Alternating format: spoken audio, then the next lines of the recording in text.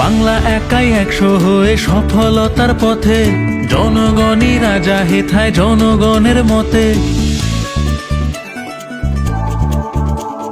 10 লক্ষ টাকা পাবে প্রতি বুথ এবার, মিটবে সকল প্রয়োজন আর ফুটবে হাসি সবার। জনতার মতে হবে মুশকিল আসান, আমাদের পাড়া আমাদের সমাধান। 80,000 বুথে হবে 27,000 শিবির, এই দেশেতে প্রথমবার সৃষ্টি হবে নজির। ভবিষ্যৎ গড়ছি মোরা হাতে হাতে রেখে, তাই তো বলি দেশ শিখছে বাংলাকে আজ দেখে। জনতার